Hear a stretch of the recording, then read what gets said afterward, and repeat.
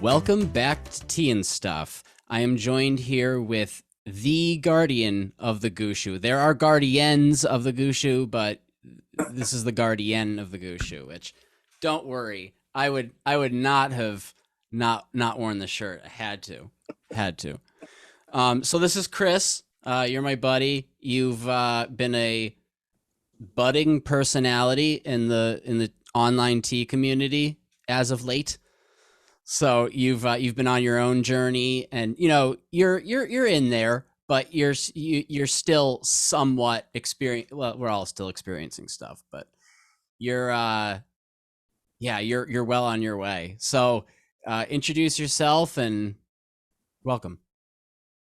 Hi guys, my name is Chris. My handle is CKYLUM, and I have a little interview series called Tea Talks where I do something very similar to Jeff, actually, where I do Instagram lives of people in the tea world and people that are tangential to my life. And we have a lot of talks surrounding their journey with tea or just what's on their mind. And I actually had to write it down because I do so many of these tea talks, the topics are so varied, but I mean, we talk about lucid dreaming and mutual aid and Asian American Pacific Islander rights and representation, particularly in the tea world. Cody came on and we had a very riveting show about LGBTQ rights. AJ had a show where we talked about literature. I had a friend who's an astrophysicist come on the show and talk about sci-fi. I had my friend who's a mycologist come on and talk about mushrooms and mycology and hermetic alchemy. So yeah, it's been a really fun ride, and I've been doing tea and kava for nearly 10 years and working in sober spaces.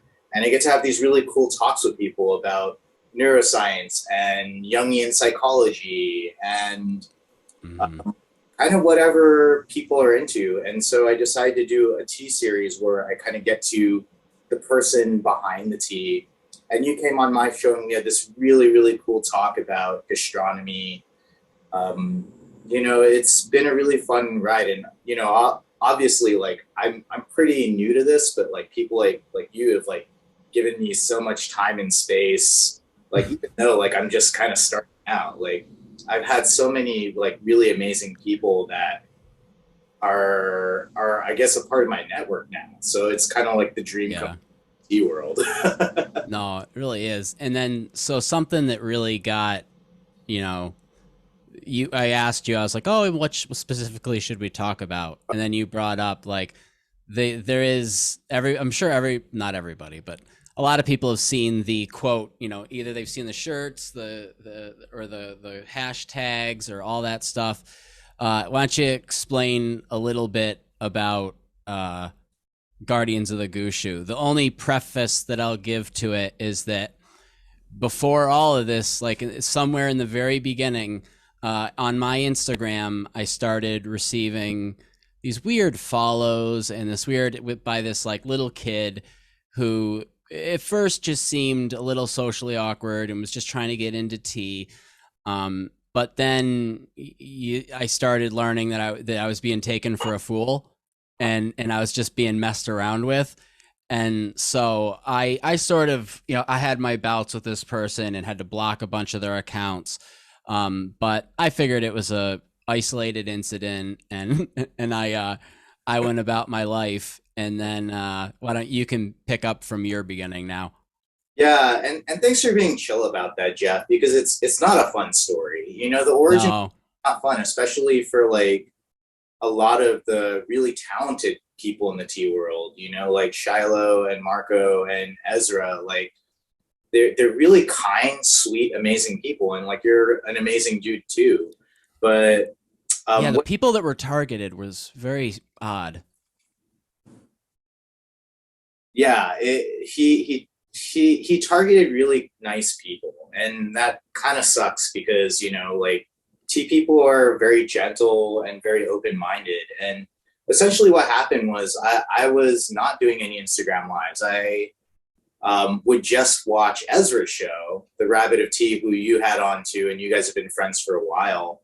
And as soon as I did a show with Ezra, I started getting like these weird like messages. Oh, you got to come on my show. Like, that was amazing. I was like, oh, okay, that's weird. And before this thing comes along, I keep getting like weird messages every single day from this dude. And the big tip off was he wanted to do the show where he mixed pu'er and coffee. And I was like, whoa, okay, I know flavor. I'm not trying to knock flavored teas, but that was kind of like a red flag for me. And so I looked on top of his Instagram handle, and he had my friend on there. You know, Steve Odell of Rabbit Moon Tea Arts. He's one of the tea partners of Sohan from West China Tea Company. Like, you know, oh, this guy did an interview with Steve here in Portland. And like, it's like, oh, okay, like this guy must be on the up and up. Yeah. So I go to Steve that day. I'm at Unytea Tea House. I asked him about this dude, and he's like, block him and report him. This kid had stolen Steve's logo and had put it on top of his Instagram pretending to be Steve. And he was going around telling people that he was, you know, Rabbit Moon Tea Arts. And that was concerning. So that night, you know, I talked to Ezra about it, and he's like, he got upset because because this kid was terrible. Yeah, he was. I mean, he. So it started to give people even more reference. So it just started with general. At first, it was just buggy questions and questions that like were odd. So there really wasn't an answer to them, and there was broken English and stuff. So at first, it's like I said, it just seemed like somebody who was socially awkward. But at some point, when I stopped paying attention to this kid towards certain people, you know, Ezra's okay that I don't want to name everybody, but yeah, this person started coming in like live sessions like mine. They would come in my live session, and then they would target certain people in the live session and then pester them in the comments, to the point where certain people that were really good friends of mine were like, hey dude, I'd love to watch your live sessions, but I can't, because when I do, this person just starts bothering me. So at some point it transferred from just being like light trolling, just, I don't know, just weird little kid stuff, into like actually kind of like lighter harassing. And then it to the point in the story where we're at, to bring it to the point, is that he then started ripping off styles of certain people and then would replicate that in different accounts, and would sprout out all these different variant names that were all built around the same thing. Or there were also a million accounts created that were tea companies. Yeah. And I know since we've already thrown Ezra under the bus, I can keep talking about him. But the moment where this whole thing resurfaced for me was when someone contacted me that knew that I just didn't tolerate this kid's stuff, and I would just block him whenever he popped up. And they were like, hey man, I think this kid's trying to sell Ezra some like fake tea. Oh no. Yeah. And I was like, I better check on this just in case. And so I messaged. I doubt he would have ended up actually buying it, but this kid was like really leading him on and was like trying to actually like pretend he was a business and sell Ezra, a good friend of mine, fake tea. And that's where I was like, buddy. I go, this is the situation with this kid. And so I explained that. And then, so that was before where we're at though. So that was just bringing it all up to context. So he ended up stealing Ezra's accounts as well, and his style, the way he has a very specific stylistic way of how he does his stories and his promotions for his live sessions and stuff like that. He has this really cool anime glitchy video editing look. That, I mean, I'm sure he spent a good amount of time, honestly, he's probably spent a good amount of time working on, and to his desire perfecting it. So, yeah, so like you said, I mean, I'll let you pick back up, but yeah, we're at the point where it's gone past just being pestering. Now he's like pretending to be other people. Yeah, and so like Ezra got it really, really bad. You know, he was pretending to be Ezra and trying to sell people tea, not just Ezra. And so I blocked him and reported him, and I kept kind of finding out that this kid was bothering other people and trying to rip them off. But the big, I guess the silver lining is like how things happen with Gold Mountain Tea and Tea Rebel. And so this kid went on live with Gold Mountain Tea, and what happened was he was trying to sell people this thing called Pangea Gushu cha. And so they were fake cakes of tea. And he was pretending to be Ezra too, and made from tea trees that existed when Pangea was still a continent.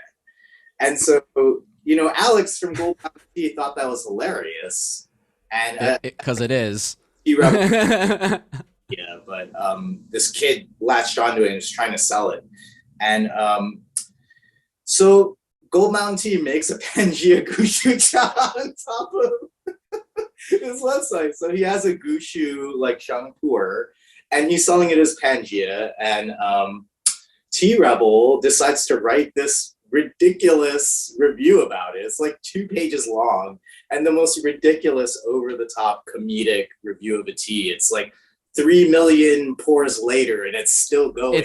It's like what's it? It's like, it's not sarcastic, but it's like what's the word?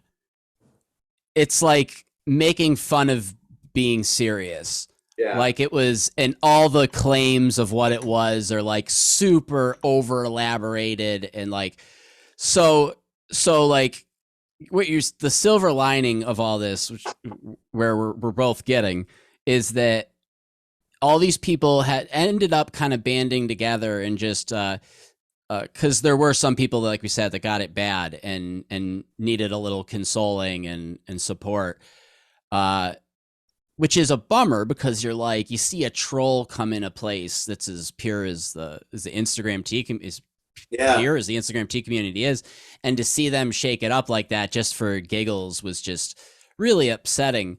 But the friends that ended up bonding, getting to know each other, ended up finding out they were way more they had way more interest in share than they thought, and it sparked this whole thing. So then how did all of this mess, and now we have the mess and we have the silver lining, how did the Guardians of the Gushu, like, how did that specifically come about?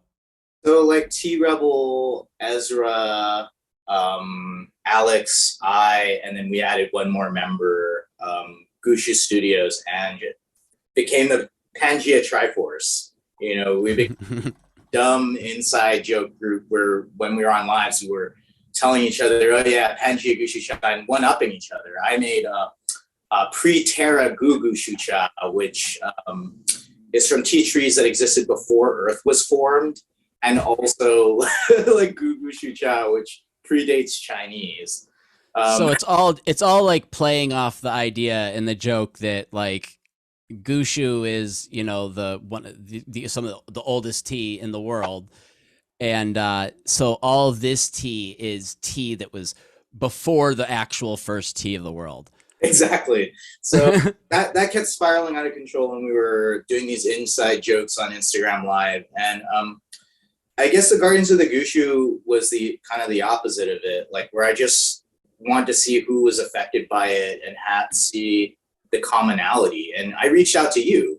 So, I mean, I reached out to you. I reached out to a few other people, Shiloh and Marco, and, just started to do like, off Instagram Zoom tea chats, and like kind of see like what they were about and like what was going on, and like trying to like get as many people as I could to like lock and report, you know, the guy that shall not be named.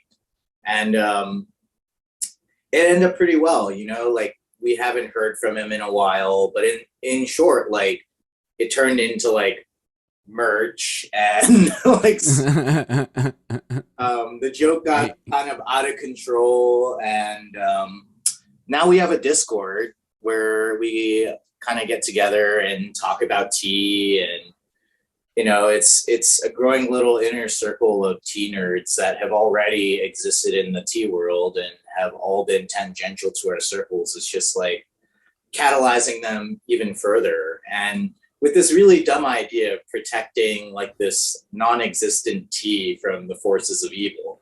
And so that's the Guardians of the Gushu. It was, so some people like will hear this and they'll be like, oh, this sounds so over exaggerated. Like, okay, so this guy was like being annoying, but like this dude was like, it towards the end, like when it got really weird, like started like with this, he started a new Instagram or something and had this whole laid out this huge backstory about sacrificing rabbits and drinking the blood, and I think there was sexual acts There was in there. Dude, it was a I don't remember, it just was very lewd.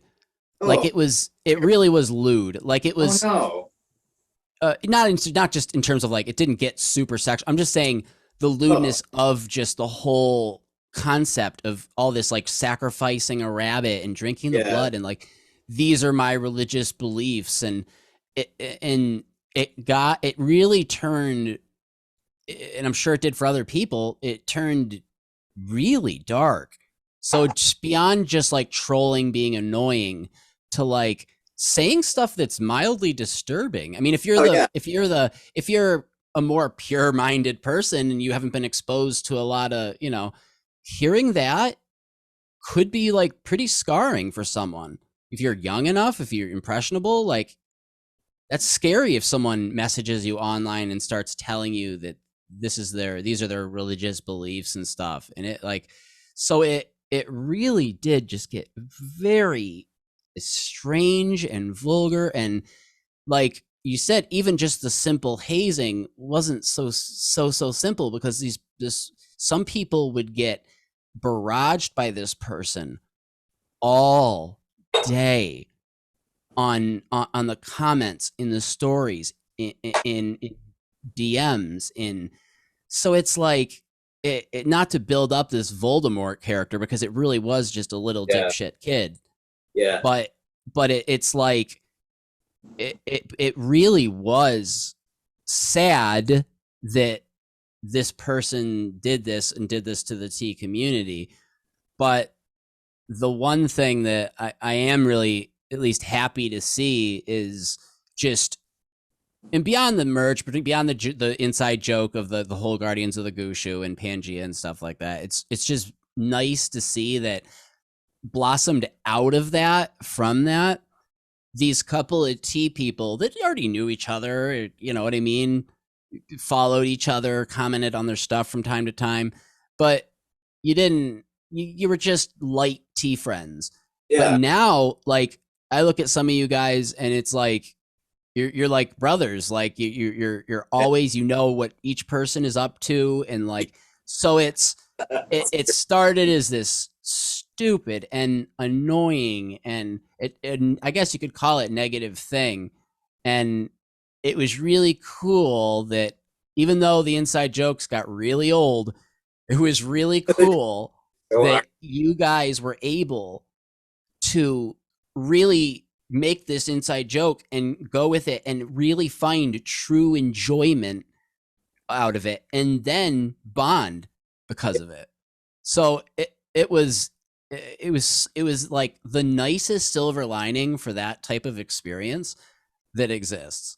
Like, it was just really, really neat. And then it's really, really cool. The tea community, I talk about it over and over and over, is just, out of all the professions I've had and industries I've worked in, and I have never seen one that when a situation like this happens, the community is almost self-corrects. Like, doesn't police, but Yeah. it if there is truly a person that is in to just cause harm, the community over time will show them they're not welcome. Yeah, and like even the part of that too, and I won't name names, but even there are like people that creep on like a few of our friends, and it's like we'll cancel them out. You know, like if there are dudes being creepy to ladies, we'll do that, or if there's Yeah, I had trying to you have be. that happen. You have that happen often. I was just thinking about that topic the other day. It's something I used to deal with in the very early days of Unity. Oh wow, But how I mean, not to like know specific people, but I mean, how many times has that arisen, or have you it's not heard stories of it? Oh, dude. not super. So I all right. So I have. So I don't obviously don't have to name names, and it's Yeah, been a long time, so I yeah, can talk the situation. It was a person that was just a follower, and same type of situation, but this person really wasn't a troll. They just were uh, just getting into tea, had a million questions, didn't sleep much, always on their phone. So you know what I mean? Was always hitting me up, I always asking, but like I'm here for that. yeah. So it was always about tea. It never conversation never got weird with me. But then a person that I was really good friends with, um, she started getting odd messages from him. Not like X-rated, but just you read it and you go, oh, there's just something weird about that. And it got to the point where she had to sort of say, "Hey, man, that's not my sense of humor," or whatever to him.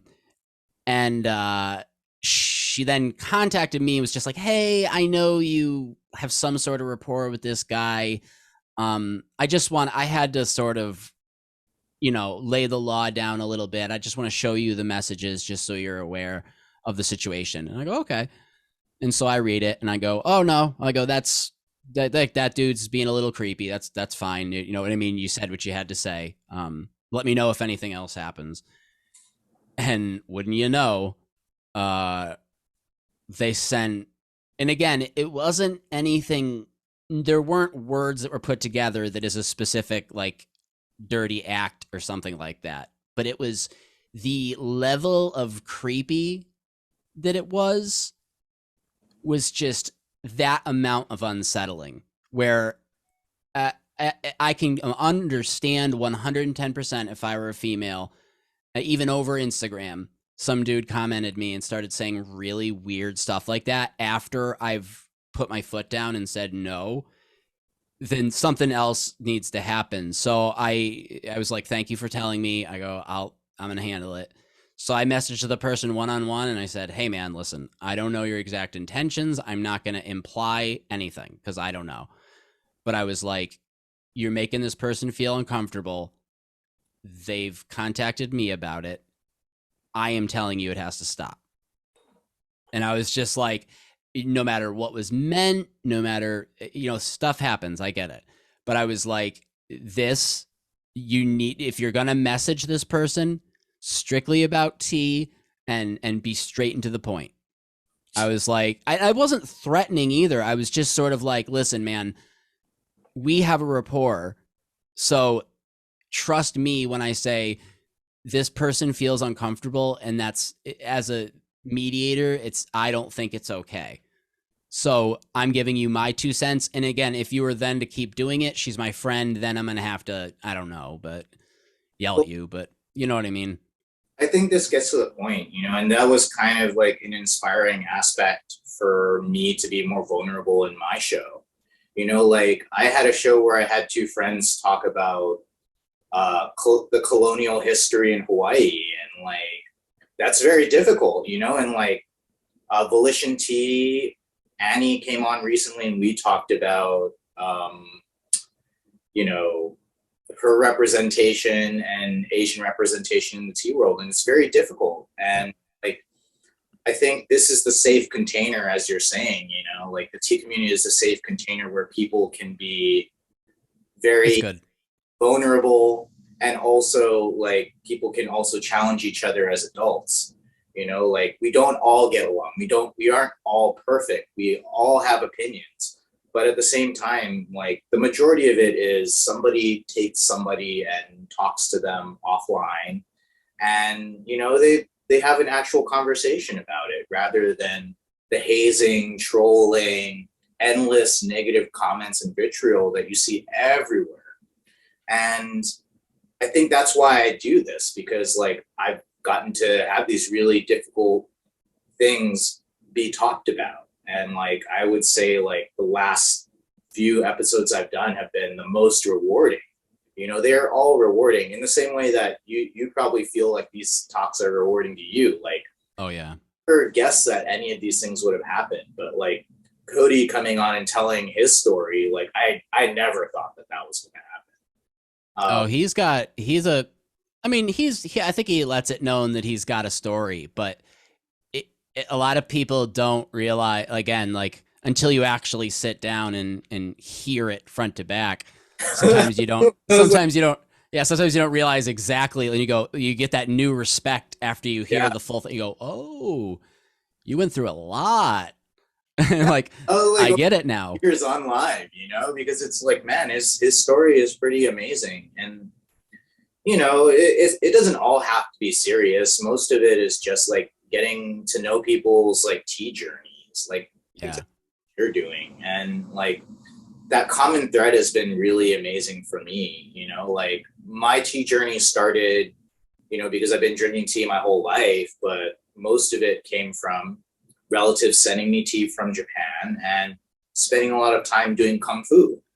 And, you know, it's great to have this model of life where like my tea journey coincides with kung fu and learning about Zen Buddhism, because it's always been a practice of sitting down for tea and like reflecting and having really interesting, engaging conversations. And my first kung fu master kind of like replicated that in me. This is a part of the culture.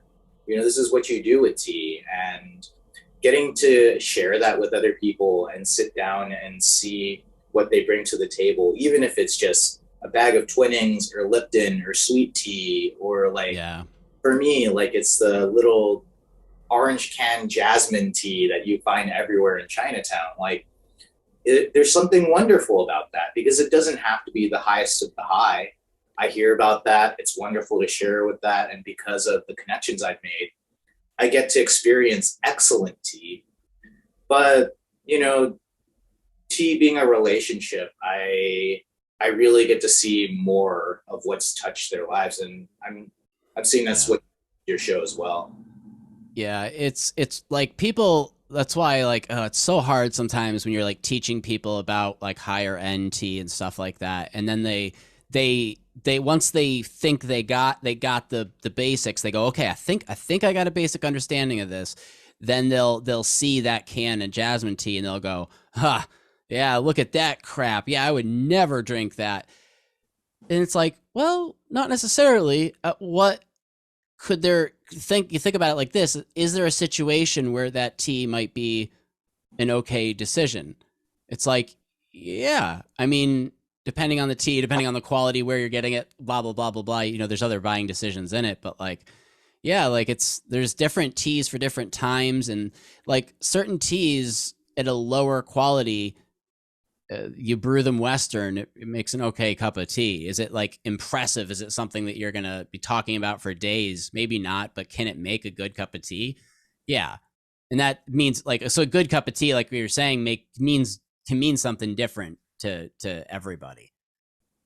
Yeah. And like, you know, that's the other half of like why I did the Guardians of the Gushu. You know, everybody I've met that is a part of it is unpretentious, and that's like your buy-in to the door. You know, like we don't want trolls, we don't want somebody that doesn't self-check.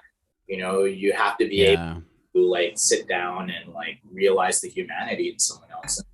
It's very easy, honestly. Most people are very chill about things, and like even if we have our weird preferences, like I think that humility coming back from having like all this potential of learning history and notes and culture, like it draws back to being able to sit with it and having skill. You know, I won't name names, but somebody told me that a true tea master can pour a cup of Lipton out of a Dixie cup and do it masterfully. And that's something that people should think about. You know, like, tea always has an expression of its spirit. Always, it always has a spirit. And if you can find that in every different way of life, you know, people are still experiencing it, whether or not it's, you know, a boba tea, whether or not it's brisk iced tea, you know, like whether or not it's sweet tea. And, you know, one of my favorite interviews was with Tammy from San Antonio, and she talks about how the culture of sweet tea was kept away from her and she didn't get to try it until she went to Seattle, but it's still a journey. And, you know, the wanting and the craving and having that, you know, removed from your ability to gain it as a person, like, it's terrible, but at the same time led her on a path to now she does Chano Yu and Kung Fu. So I mean, like, it's interesting to see like how tea plays a part in people's lives, and sometimes it pushes people further than what the culture allows them. And you know, like, it's really for me, like, I haven't been in this long, but a lot of beginners ask me questions, and I'm sure you're used to it. And usually they really don't like the pretentiousness of the Gong Fu tea world, and they don't like people pampering on tea bags and, you know, this and that. And I think that we need to remember how to be pragmatic, right? You're not going to Western brew 100-year-old Liu Bao. You won't. I think that's a savage. You know, you're not going to put that in a tea bag. You're not going to Western boil it because that's insulting to the tea. But it would be above that. It'd be just, if your goal is to make a good cup of tea, you're being counterproductive. Yeah. In doing that. So it's like, it's just at that point, like, it is what are you trying to accomplish? Yeah. But it also can be like kind of classist, you know, to be like, up like a few grand on a cake, because tea can be expensive. Find that like really high quality tea doesn't have to be expensive. And I know your prices, Jeff, like, you're very affordable. It's kind of criminal. But I very much appreciate it. But like, I know tea is, well, cause it's hard, because if the cost is too high, I look at it as like me, a consumer. Like, I look at something when I'm thinking about buying it and I go, is that thing in that dollar amount, is the amount of enjoyment I'm going to get out of that, is it going to be equal? Like, will I be okay with that amount of dollars spent? And if I go, okay, yeah, this experience is worth this amount of money, then it's like, okay, cool. But if I look at it, like, if sometimes I taste some really nice teas, but I look at the price they're offered and what I'd have to do just to cover the tea plus the shipping for the tea and the packaging, you look at it and you're like, well, crap. At that point, I'm charging like more than I would personally want to pay. And that's, as if I'm doing that mental exercise in trying to understand the consumer, and I as a consumer am saying, yeah, I probably wouldn't buy that, even if it's from a good vendor, then I probably should try to not do that with the teas in my store. Like, you know, you still have to make money. It's a business, blah, blah, blah. But, yeah, I definitely, for people that ever scoff at my prices, and it happens all the time, it's fine. Some people, it's just, they don't normally see tea for those types of prices, for that amount, for that type of price. But, dude, it just, in the back of my mind, I just sort of go like, if you had any idea how very little in the scheme of things I'm making off of all this, you really wouldn't say that. And that's why I'm saying it's criminal, because you should be charged more. But God, I totally forgot my train of thought there. But yeah, I agree with you. Like, for the amount of work and the quality of what you're getting, and you know, got to remind people of that too. Like, a lot of I think almost every one of my teas is hand picked. So like, every leaf set was like that. Really put that in, and then look at your just a small gaiwan full of tea, and you go, and then you look at how much, you know, you think about how much tea is produced in a season by these people, and you're just like, holy crap. And think about how long it takes and the machinery that they have, what the cost was for those machines, for them to go and train and learn from other team like the amount of investment, not just money, that went into these leaves is insane. And it's because that's what makes a truly remarkable cup of tea. So it's a hard lesson to learn, and it's for a lot of Western people, it is a shock. Like they'll be like, "Whoa, 10 grams of tea for $6? That's too rich for my blood." And you're like, "It might be, but also, what prices are you comparing this to?" And also, like, they're not thinking about like how tea is a special and valuable thing. And I think that it's a good practice for beginners to think about making tea special and like having a special occasion with it. Chris, how do we, I have to interrupt you because it's on the point. How do we teach people without being preachy or weird how important or how special tea is? Because you're right. We in the West, at least the US, we don't treat it respectfully. It's an afterthought. Yeah. It's in every single, at least around here, mostly coffee shops and cafes. They really focus on getting these beans imported from this place and roasted by this person, this type of roast, blah, blah, blah, blah, blah. And then you go, oh, whoa, and they have beautiful vegan baked goods that they specially pick ingredients for because their integrity. And you're like looking at this menu and you're like, oh, I can't wait to get to the tea menu. And then you get to the tea menu and it's mostly garbage. Like you might be able to make an acceptable cup of hot beverage with it. But at least for me, a tea person, when I at least want to get my basic definition of what a tea is, most cafes don't, at least around here, upstate New York, really don't fill that at all. So it's just, and then a lot of them, like they'll contact me interested in working together, and I'll explain, pricing of teas that are handmade and stuff. And they immediately are like, yeah, never mind, not interested. And it's like, okay, but you see, they're like, I can get this tea for this price. And you go, well, you're right. But what's that? Where is that made? Who made it? When was it made? Like, there's just so many questions that.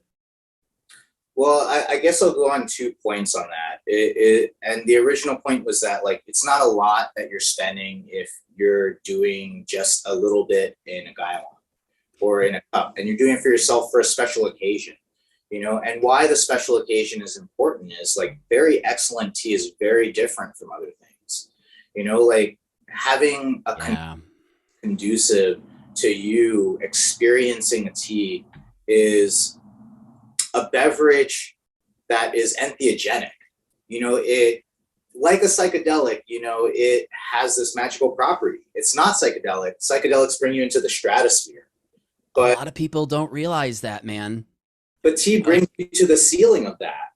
Excellent tea brings you to the ceiling of that cosmos and grounds you in your body. And it can be really blissful and euphoric and nostalgic and wonderful. And one of those experiences I've had recently was from the Chinese tea shop.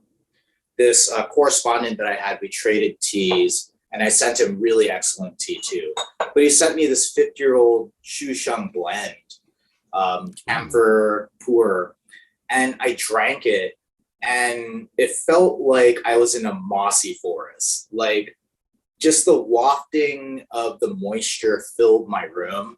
And it felt like somebody was putting blankets of like warm mist and moss on top of me. And I was just like, oh my God, what's happening? I think being tea drunk kind of misses the point, but the bliss and the sensation and the connection that you get is part of the point. And so I think it's good every once in a while to have these wonderful experiences where even if you have to spend like $50 or $60 an ounce, like you just use a little bit, you do it in a very special occasion, and you do it mindfully. Yep. Because Sohan said something really interesting from West China Tea Company that I think about often. With aged tea, you're stealing from the future. You know, generations gave up the ability to have this tea, like literal generations pass, and you get to sit down and have this wonderful thing that gets more and more special over time. Literally, the microbiome of several teas like actually Yeah. appreciate and get better. So part of that gong fu is you expressing that tea and doing respect to the farmer, the person that fermented it, the storage. All of those things are a part of gong fu, the skill of tea, like Yep. giving great respect to it. And it gives so much back. So I think that some of my best relationships have formed around excellent tea. And I make it a practice during my birthday to like have my inner circle and like do tea all night till the sun rises. And we talk about philosophy, like in Tea Talks, what I do, but we're talking about all these different things. And it's a wonderful connection. And I think having those special moments are pretty essential, not just the everyday which is wonderful that you can sit down and drink every day, but every once in a while, like have something truly special. Yeah. Something you were sitting on it earlier. It was beautiful. Is that you're right? It's not a psychedelic, but there is can be a psychedelic, well, I guess, effect on your brain, and a lot of people don't realize that when you drink a good cup of tea, right after you take your gulp, and you get that feeling, that's because the tea passed through the blood brain barrier and immediately registered to your brain good. Mm-hmm. It didn't necessarily say in this way, it just immediately sent you a jerk response of this is good. I enjoy this. Yeah. And that is, I mean, isn't that kind of the definition of like altering substance? Yeah, and even sugar alters consciousness. But like you said, it comforts us, it grounds us in our body. It doesn't make us feel anxious if it's good tea. It shouldn't make you feel anxious. It should make you feel warm and comforted. Unless you're pounding Japanese green tea and already have anxiety. That, it that, that's could induce, it could induce. that's kind of my life. I love hyper cerebral Japanese tea. I grew up on Japanese tea, so I like it bitter. I like it Oh, over steep, and then I wake up, have that rocket fuel, get to work. That's all of them have a point. Not right. every tea needs to be this really amazing, heart opening experience, but excellent tea should usually does that. Even like you're like I when I say bubble tea, like I'm not necessarily talking about like boba milk tea. Like when I say bubble tea, I mean like a tea cafe made tea drink. Yeah. So basically they're making a drink that's main ingredient of the incorporation is the tea. So there are a lot of these tea cafes or bubble tea places that actually I would consider what they make gong fu Hmm. cha, because they are using skill to make you that drink. Yeah. How that tea was brewed, what tea, what ingredients were added, in what amount, in what order. If there are some places don't, they put no thought into it. It's just a ton of sugar, tea, garbage. But there are a lot of these tea cafes, man, that I give them a lot of credit for the drinks they put together. And I can't tell you how, and it's where it comes around to that, is that I can't tell you how amazing it feels when you take that sip, you really taste the actual tea, and then you taste maybe a little bit of the sweetness, or if there's fruit added, you get a little of the fruit. But when you take that sip, overall, the tea is so present, but works with the other ingredients. Like that's blissful. Like that's, to me, sometimes that's the same amount of enjoyment as when I take a sip of really good gong fu. So to me, it's proof that high end, or at least good, bubble tea drinks are a thing. Like, I don't think it's an urban myth. I think it just takes the right shop owner that actually cares about tea itself, and let that inspire them to make drinks. But I appreciate that. I do. I see there is a good amount of skill in the bubble tea industry. Well, getting back to your original point, I think like you had mentioned that like pre-COVID you were doing a lot of classes. I think like educating a populace on really helps people get to the roots of like what is Gong Fu Cha, because most people are curious. They like a challenge, you know. You have to show them too. It's something that you can get the concept, but you're right. Until you sit down across from me, and I sit here and I talk a little bit about it and I brew it right and then I serve it to you, like that's completely different. And there also has to be a place of center, right? Like I've been meditating my whole life and doing Kung Fu my whole life. If like you are given like the tea experience and it's this wonderful, amazing experience, chasing that high won't give you the happiness that you want. You have to have a sense of practice. If you're just chasing the high, it'll never be enough. You know, if the tea arises on its own and gives this wonderful experience, then you understand it. But tea can always have a presence and a spirit. Like you just have to be in tune with it and you have to work with it. And it works against the dominator mindset that this is a thing. It's more like this is a work of art and we get to be a part of that work of art. It's kind of like tea drunk. Like sometimes a lot of people are like, how do I get tea drunk? How do I get tea drunk? And I'm like, well, why are you so, what's the super interest in getting tea drunk? It's like, oh, it'd be cool to kind of get like, effed up over. It's like, you might not get there then. You know what I mean? Like especially if you're like looking for a response from something, almost don't expect to get it at that point. It's one of those things that, and if you do get it, it's probably placebo at that point. Like you have to, with tea, just have to take a sip and let it happen. And like the way that the addicted, like mind, like they have to like make it more and more concentrated. So at some point you're like boiling a whole like 357 gram like tea cake to get a response. And just like, like, cause like nowadays, like weed, right? They like people are doing like really high concentrations, like shatter. And it's like,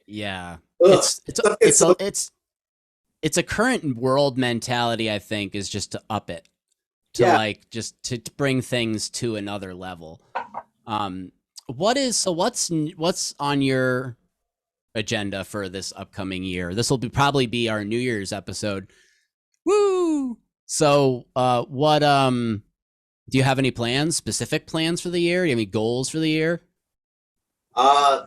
Finishing off the season of Tea Talks with a few special guests that I can't really talk about right now. But special. Season, I might be slowing down as, I start teaching Kung Fu, like a beginner's class. And I'm going to be pouring tea at the Kung Fu school here in Portland, Oregon, Flying Tortoise Academy. Other than that, it's kind of just finding more of the humanity that sits behind people in tea and doing something similar to you. So yeah, like it's been a really, really fun ride and I plan on continuing it, maybe doing less because I might have done like close to 50 interviews this past year. Yeah. And it's like when you start feeling even a little tiny bit of burnout with something that you do creatively, that you like to do creatively, then you need to it really is important to take a break from it. Yeah. Like it really is. Like I know that'll eventually happen with the podcast, but each each week it's sort of, I have a person I want to talk to. So it's like, it still is serving me very well to just keep going every week, but there'll come a day for sure where I'm like, yeah, couple weeks going dark, just because if you force something like, you can't force, if you can't fake passion. So Yeah. if the passion isn't really there, it'll become apparent. And then with something like this, then why are you doing it? Yeah. At this point, it kind of just does it on its own. Right. No, right. It's Yeah. just, why would you do this if you weren't into it? Like, Yeah. but, I learned so much from all of you out there. Like all of the people that I've oh yeah. sit down and learn about tea with, like I'm still a beginner. I think that I have so much more to learn about tea as a culture, but like people are very giving and people are very kind. So I've been very lucky. Yeah. No, it's like, I love when you get like really, really new people and they're just stepping in like the online, like the Instagram community, and they're like, oh, do you know anyone out there who knows a lot about this thing? There's always a person I can be like, oh yeah, and then I can connect those people, and then those people talk, and it's like, it's so nice to not only be able to meet other people myself, but to know that the people that you meet, you can introduce to other people. And then now this new relationship forms, and this new relationship forms. And a lot of these relationships are built on pretty solid ground, which is, again, a thing you can't say about a lot of industries or communities, is that they're always there's always some backbone that works against a pure goal.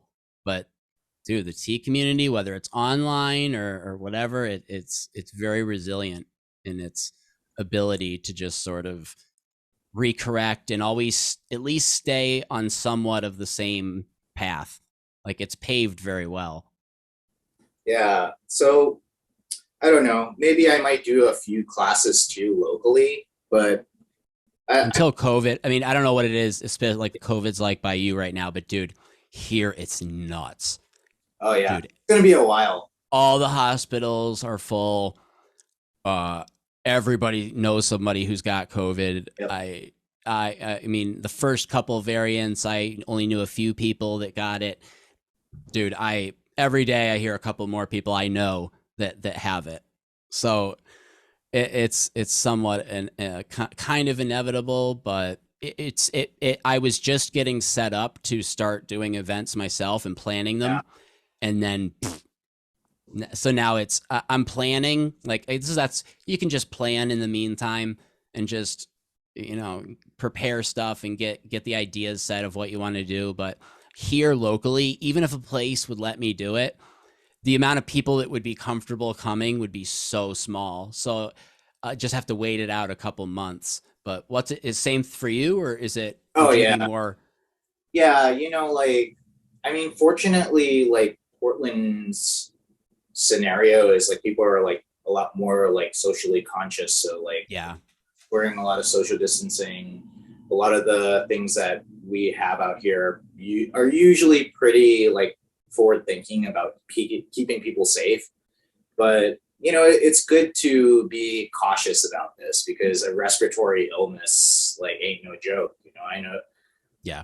I mean, Yeah. like I have friends that like lost their taste, like friends that almost died from it, friends that had long COVID. So like, Yeah. um, I got swine flu when I was younger. oof, And oof, oh dude, closest I've ever been to death. oof. Closest I've ever been to death, man. That was it got to the point where you felt the light getting fuzzy. Like, Ooh. it was it was shortly after I started seeing my wife. So she came and saw me in the hospital, and I was like half dead. And she's just, my mom's there. She's like, "Oh my god, like, is my new boyfriend gonna die?" Like, but yeah, dude. So after getting that sick, and I've been really sick before. I've never. And then, so the other thing that a lot of people don't realize, which is the thing that you should take it seriously, is that it's not just the getting sick that's bad. It can affect you my health is permanently affected from having swine flu. It was ravaged that much to where certain strengths and stuff never came back. So the same thing with COVID is that there's a lot of people that are getting these effects and stuff that are lasting for long hauler things, they call it, right? But so all right, we're out of time. I'm sorry. We've run the clock. But I think we covered a lot. Yeah, we covered a lot. You spelled out your account earlier, but I'll obviously add it in the comment, in the title and all that. Is there any other, if somebody wants to reach you, is Instagram the best way? Probably Instagram. Like I like the amount of like anonymity too. You know, it's nice to be like kind of a small blip in the community. Like I'm not a big target. Yeah, it's nice flying under the radar. Yeah, but yeah, man. I mean, sorry we talked so much about the Guardians of the Gushu thing. Like, no, it's so funny because like a lot of people like, or even they know the very light basis of the joke, but they've never really heard it out. So I was like, this will be for them. Yeah, and I probably shouldn't have mentioned, but they really had it bad, man. It was really bad. Yeah, it was very unfortunate, and they're it's very unfortunate, especially because those specific two people are two people that wouldn't harm a fly. Doesn't even say enough. Like they're very pure people that would never do anything to anyone or ever do anything to deserve getting harassed like that. So yeah, they did get it rough. And again, yeah, sorry to name them, but in the vein we named them, I don't think we blasted their business. So it's okay. Yeah. But dude, I'll do a last cheers to you. Here's to the end of 2021, and I think 2022 is going to bring some good stuff. So cheers, man, and be well. Cheers to you, Jeff. Cheers to good health and a lot of success with your business and everything you do. Thanks, man. Well, I'm sure everybody will be in touch. If you guys want to reach out to Chris, you know how. This has been Tea and Stuff. Have a good day. Bye, guys. Take care.